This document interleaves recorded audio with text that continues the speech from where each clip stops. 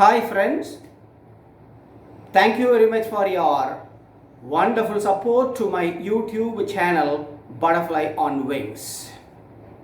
My talk today is on writing a complete as well as effective paragraph.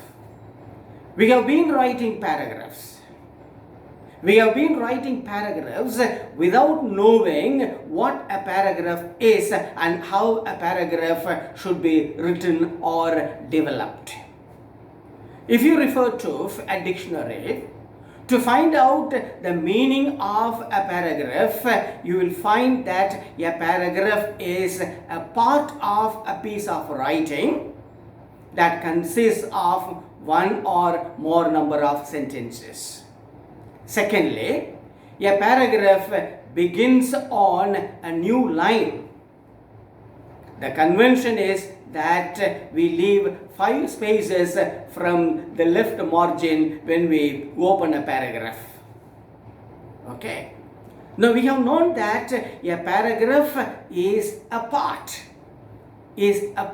of a piece of writing. What is the word we use to refer to that piece of writing which consists of a minimum of 2 paragraphs and a maximum of any number of paragraphs depending on the scope as well as the length of the piece of writing. Now we must differentiate between 2 different pieces of writing. One is a theme and the other is a thesis. A theme describes. For example, you describe your university campus. You describe a village. You describe a process. For example, the preparation of vegetable pulao. So such a description is meant for sharing information. Such a description is meant for sharing information or entertainment or both.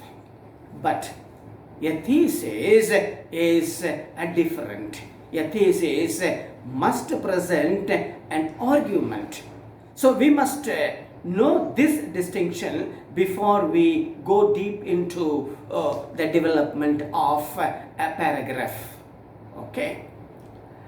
A paragraph may be looked upon as a form of punctuation, just as the period or the full stop at the end of a sentence denotes a complete thought. A logically constructed paragraph, a properly developed paragraph will present one developed thought, just one developed thought, not 2 or more number of thoughts. So in order to decide on the number of paragraphs you would like to have in your theme or thesis, you should first prepare the working outline. I mean the logical outline or the silhouette or the skeleton of your or the blueprint of your writing. The blueprint clearly tells you the various parts, the various components which you will have in your piece of writing, theme or thesis. In all kinds of writing, you have at the beginning the introduction and conclusion at the end of your writing. So besides these 2, you have the major divisions or the core divisions between the introduction and the conclusion. You can have any number of major subdivisions, and each major division can also have 1 or 2 subdivisions each. And each major division may be developed into a paragraph. Or, if it is possible, this has to be decided by the writer. Every subdivision, or suppose a major division has 2 subdivisions, the writer can write 2 paragraphs for the 2 subdivisions of a major division. And once the blueprint is ready, you can very comfortably, write your paragraph. But when you write the paragraph, you should not forget the essential traits or the essential characteristics of a paragraph. The essential characteristics are unity, emphasis, completeness, and coherence. What is meant by unity? Unity denotes the relation of every one of the topics to the other topics of the theme or thesis. Now it's very simple. So when you decide on the major divisions, when you decide on the subdivisions of your theme or thesis, you must make sure that every one of the major divisions is directly related to the topic of your theme or thesis. For example, the topic of your theme is my favorite outdoor sports.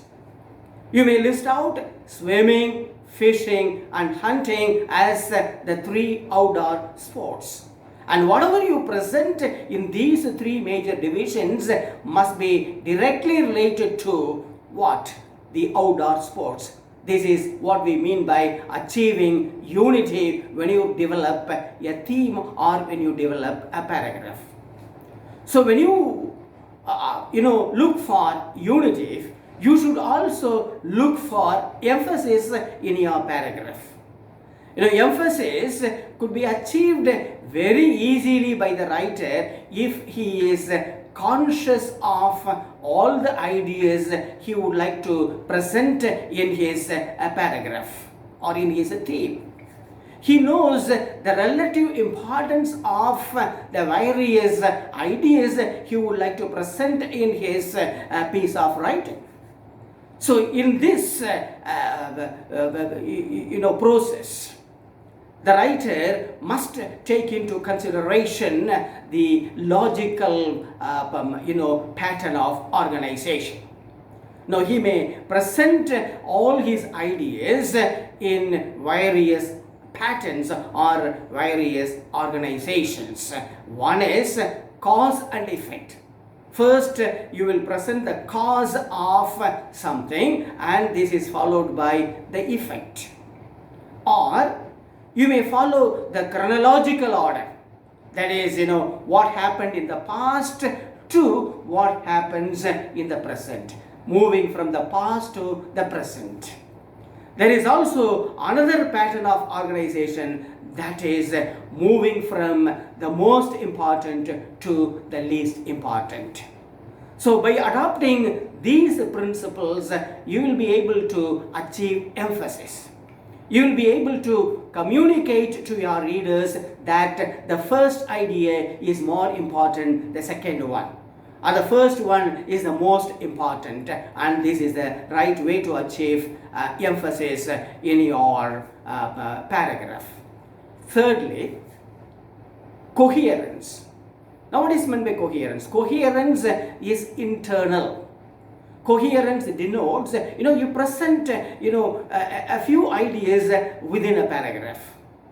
So when you present ideas, you should look for the relatedness of one idea to another presented within the same paragraph. I mean, whether the ideas you have presented in a paragraph are interrelated or directly related to one another. So by checking for this kind of relatedness, you will be able to achieve coherence. And to achieve coherence, you can use cohesive links. Cohesive links are external. You can use cohesive links such as not only but also, and, next, first, second, last. So these are all the cohesive links which help the writer to achieve internal coherence within the paragraph. And the last one is completeness.